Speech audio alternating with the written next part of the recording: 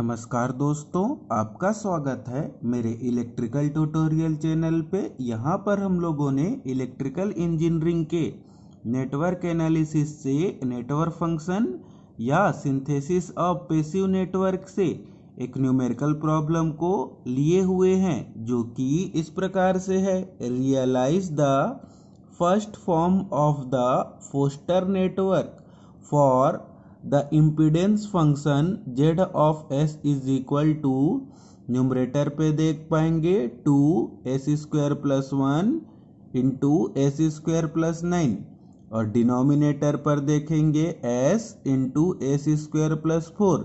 तो हम लोगों को इस दिए हुए इम्पीडेंस फंक्शन के फोस्टर फर्स्ट फॉर्म के नेटवर्क को क्या करना है, रियलाइज करना है। इस न्यूमेरिकल प्रॉब्लम को सॉल्व करने से पहले आप लोग पहले मेरे प्लेलिस्ट पर जाएं, सिंथेसिस ऑफ पैसिव नेटवर्क। उस प्लेलिस्ट पर देखेंगे कि मैंने फोस्टर फर्स्ट फॉर्म के कॉन्सेप्ट को बहुत अच्छे से समझाया हुआ है। तो पहले आप लोग उस वीडियो को शुरू से लेकर अंत तक देखें, फिर इस न्यूमेरिकल प्रॉब्लम को आप लोग सॉल्व करेंगे या समझेंगे।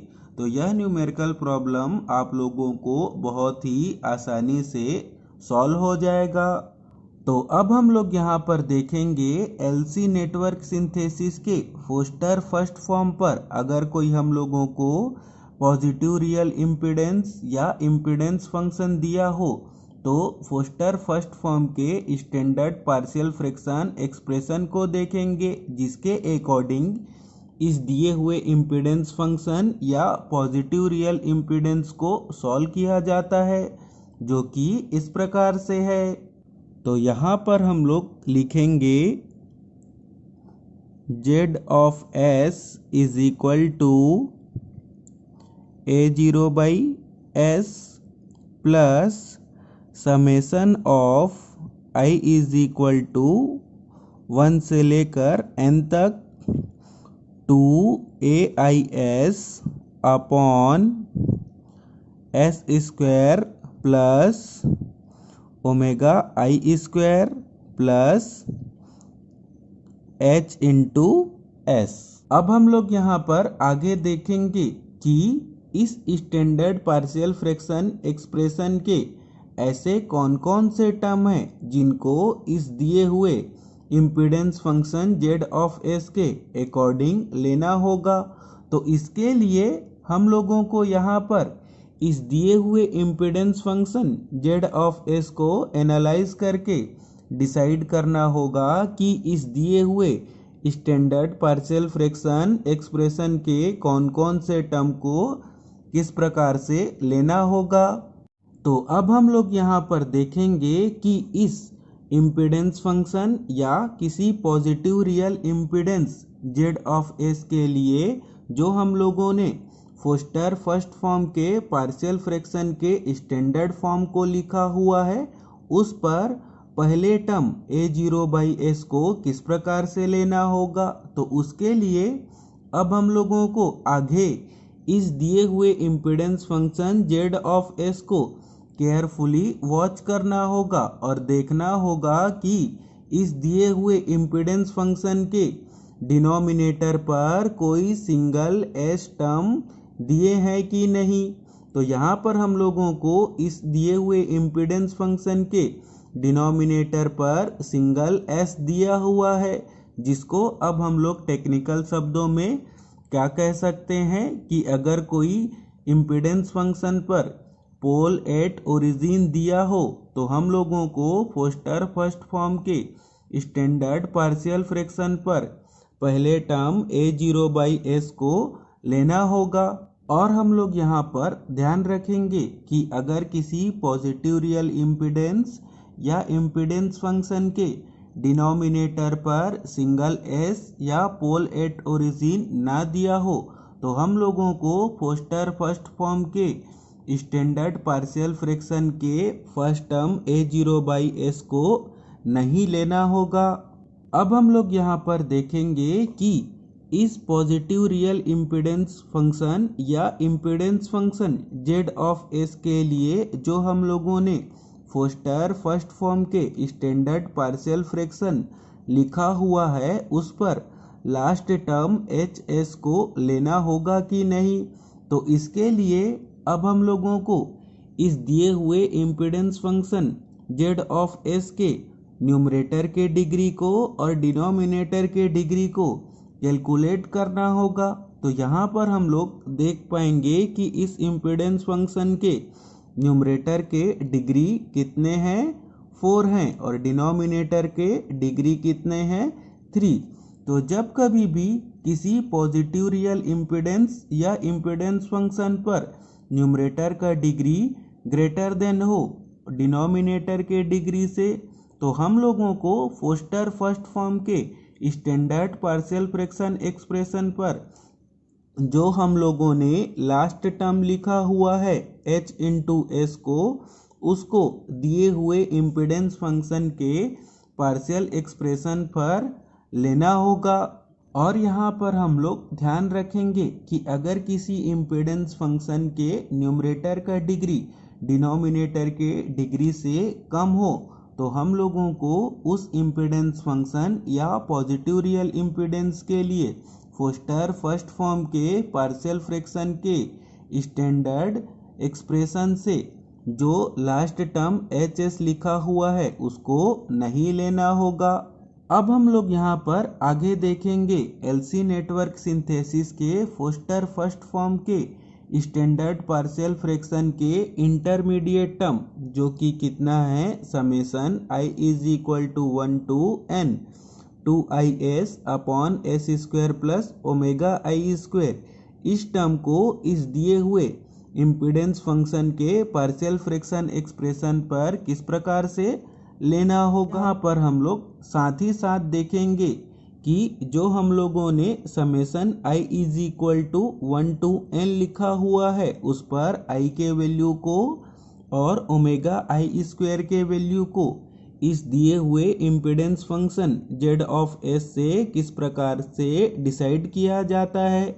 तो उसके लिए अब हम लोग इस impedance function z of s के डिनोमिनेटर को केयरफुली वॉच करेंगे और देखेंगे कि इस इम्पीडेंस फंक्शन के डिनोमिनेटर पर हम लोगों को एक क्वाड्रेटिक टर्म दिया हुआ है जो कि कितना है, एस स्क्वायर प्लस 4, जिसके कारण अब हम लोगों को इस इम्पीडेंस फंक्शन के पार्शियल फ्रैक्शन के एक्सप्रेशन पर i इज इक्वल टू कितना लेना होगा, 1 लेना होगा। और जब हम लोग इस क्वाड्रेटिक टर्म जो कि कितना है, एस स्क्वायर प्लस 4 का कंपेयर करेंगे S square plus omega I square के साथ, तो यहाँ पर हम लोगों ने i का वैल्यू देखा कि कितना होगा, 1। और जब हम लोग S square plus omega 1 square का कंपेयर एस स्क्वायर प्लस 4 के साथ करेंगे तो ओमेगा 1 स्क्वायर का वैल्यू कितना मिलेगा, 4 मिलेगा। अब हम लोग यहाँ पर देखेंगे कि अगर किसी इम्पीडेंस फंक्शन के डिनोमिनेटर पर हम लोगों को क्वाड्रेटिक टर्म कितना दिया हो, 1 हो, तो उसके फोस्टर नेटवर्क के फर्स्ट फॉर्म के रियलाइजेशन पर हम लोगों को इंडक्टेंस और कैपेसिटेंस के पैरेलल कॉम्बिनेशन के एक सर्किट बनाना होता है। और अगर हम लोगों को किसी इम्पीडेंस फंक्शन पर एक से अधिक डिनोमिनेटर पर क्वाड्रेटिक इक्वेशन दिए होंगे तो उसके अकॉर्डिंग हम लोगों को फोस्टर फर्स्ट फॉर्म के नेटवर्क के रियलाइजेशन पर इंडक्टेंस और कैपेसिटेंस के उतने पैरेलल सर्किट सीरीज पर बनाने होते हैं। तो यहाँ पर हम लोगों ने सीखा या समझा कि अगर कोई हम लोगों को impedance function z of s दिया हो तो उसके फोस्टर फर्स्ट फॉर्म के स्टैंडर्ड पार्शियल फ्रैक्शन एक्सप्रेशन पर a0 के वैल्यू को, h के वैल्यू को, i के वैल्यू को और ओमेगा आई स्क्वायर के वैल्यू को किस प्रकार से डिसाइड किया जाता है। तो अब हम लोग यहाँ पर आगे इस दिए हुए इम्पीडेंस फंक्शन के पार्शियल फ्रैक्शन एक्सप्रेशन को इस स्टैंडर्ड पार्शियल फ्रैक्शन एक्सप्रेशन को ध्यान रखते हुए चेंज करके लिखेंगे, जो कि इस प्रकार से है। तो यहाँ पर हम लोग लिख पाएंगे Z of S is equal to A0 by S, और हम लोगों को इस दिए हुए इम्पीडेंस फंक्शन के लिए आई का वैल्यू कितना लेना होगा 1।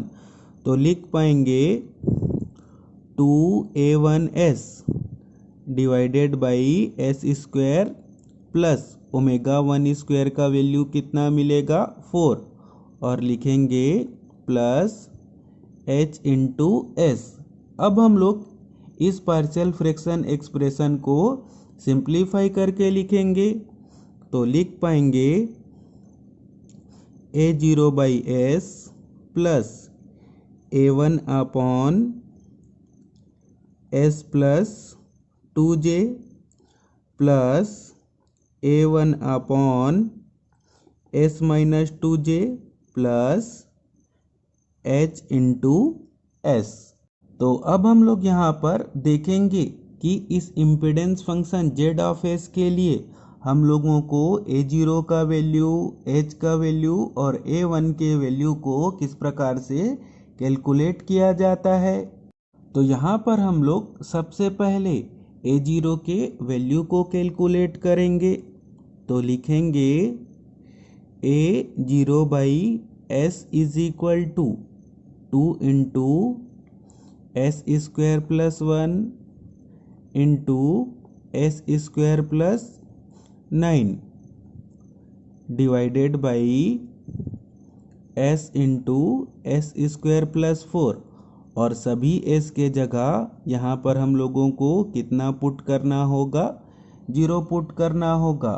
तो यहाँ पर हम लोग देखेंगे कि दोनों टर्म के डिनोमिनेटर पर कितना है s, जो कि एक दूसरे को क्या करेंगे कैंसल करेंगे। अब हम लोग इस वाले टर्म पे सभी s के जगह क्या पुट करेंगे 0 पुट करेंगे, तो हम लोगों को A0 का वैल्यू कितना मिलेगा 9/2।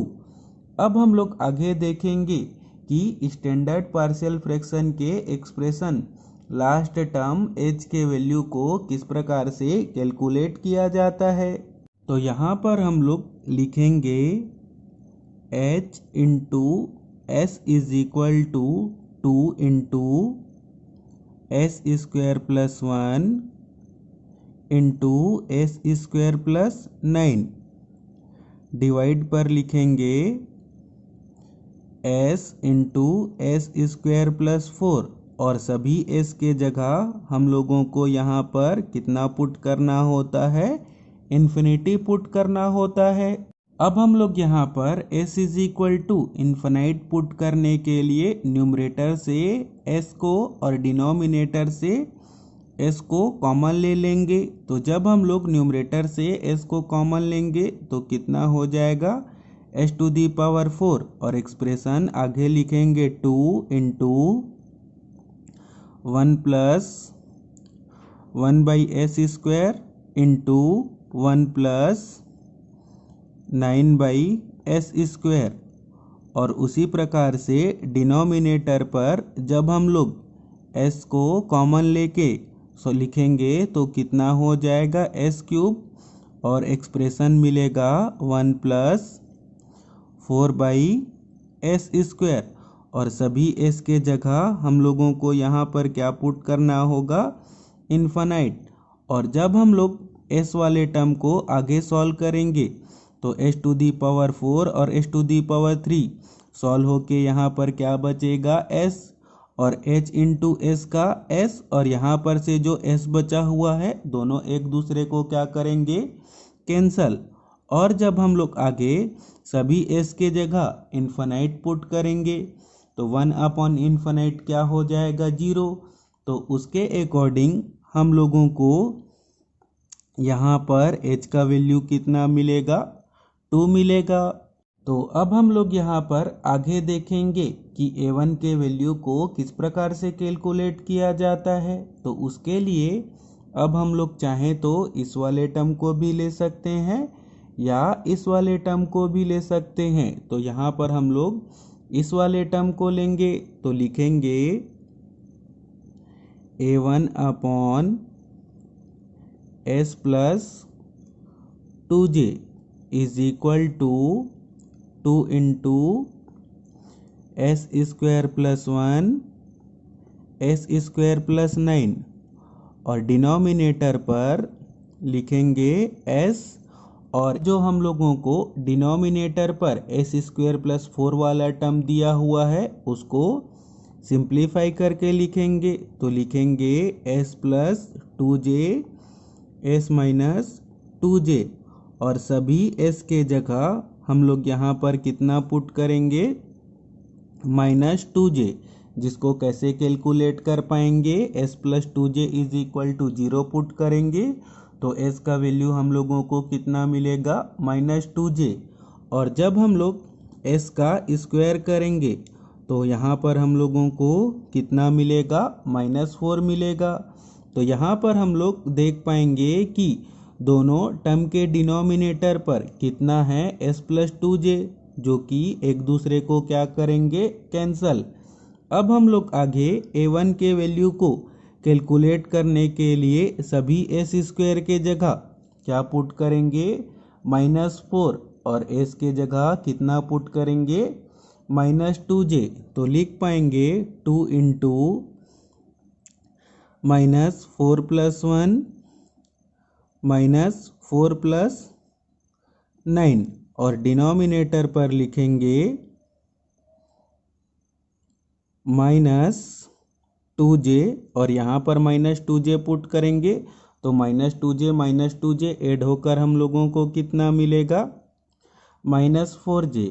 अब हम लोग आगे इस वाले टर्म को सिंप्लीफाई करके a1 के वैल्यू को कैलकुलेट कर लेंगे। तो यहाँ पर हम लोगों को a1 का वैल्यू मिलेगा 15/4।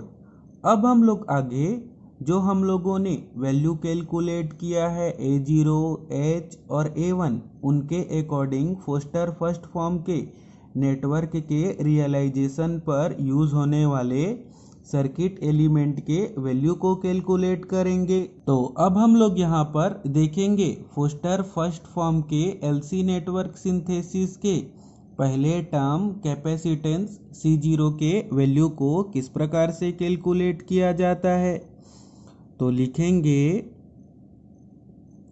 C0 is equal to 1/A0, और A0 का वैल्यू हम लोगों ने कितना कैलकुलेट किया है, 9/2।